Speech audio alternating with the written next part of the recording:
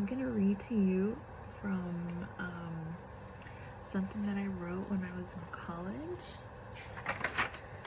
It is my theory of motivation, and this was around 2016, perhaps. Yeah, around 2016, 2015, and it was part of it was some psychology class. I forgot what it was called. And our final project was to create like a journal of sorts, and I filled it with things. I guess it's like a scrapbook. I had to do a bucket list, and I wrote like inspirational stuff, and it was a cool project. This was my final project. This was my final test, so that was pretty cool. But anyway,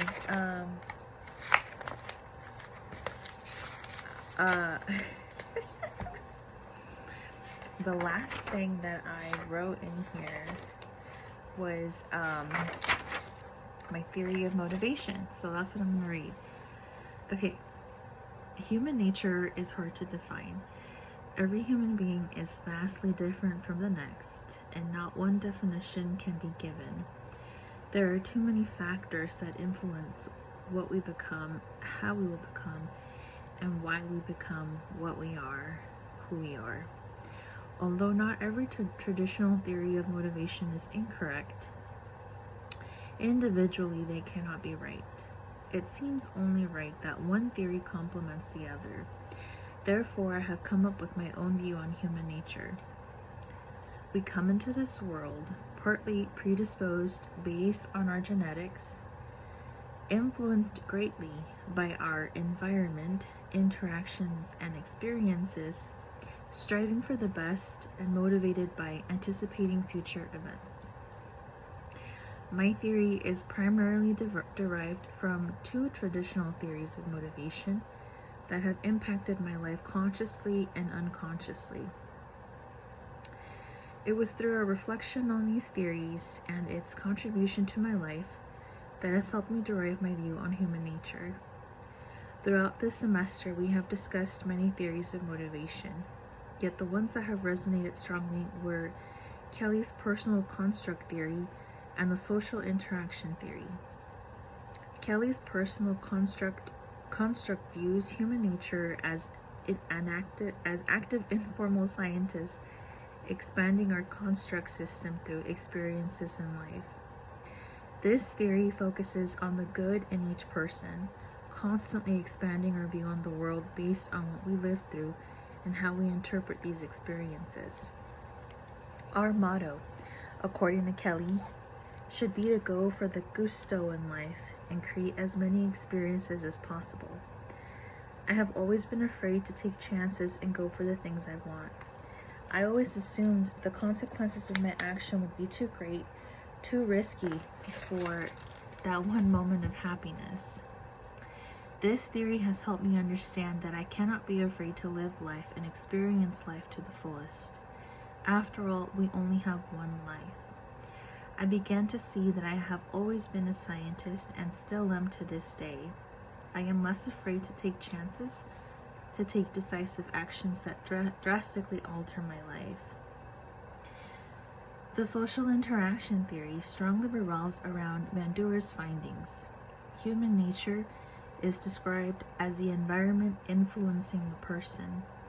The focus here is self-efficacy, or a belief in ourselves we can accomplish certain things. I strongly believe the people and things around you greatly influence who you become. I wouldn't be who I am today if it wasn't for what I've lived through and what I've learned. Yet the decisive factor in the choices I make currently is my choice in acquaintances. Reflecting on these observations, it is evident that although I have a say on what I think, how I perceive things, and the actions I take, my environment manipulates my every choice. It is a realization that is extremely frightening, because to not have control over my life is not something I'd want. Yet it is beyond my control, because although I can choose the area I live in and the acquaintances I make, life has a way of placing things in our path that we cannot foresee. According to Kelly's theory, I choose where to go in my life, and I can choose to strive for the best. But as the social interaction theory explains, my environment influences these choices. Therefore, although I may have my plans for my future, and my motivations spur at the thought of achieving my goals, I cannot be sure that I will continue to want the things I want now. The same goes for the things I'd want to change in my life.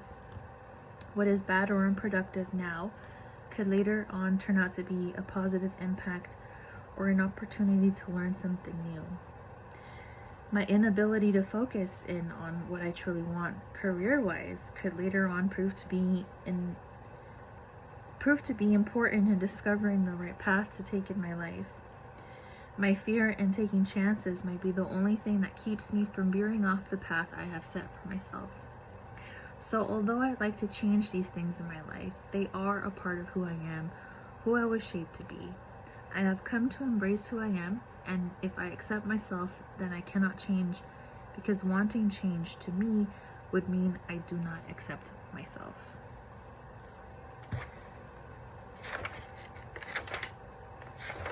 And that was my theory of motivation.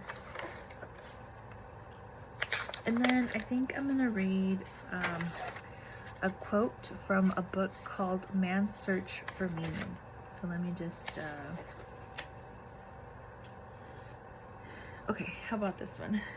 No one can become fully aware of the very essence of another human being unless he loves him. To become one body, one soul, through love and bonding both emotionally and physically. It really makes me think of the concept of being under someone's skin, to taste what they taste, see what they see, smell what they smell, and feel what they feel. Love is an amazing emotion that knows no limits. Thank you.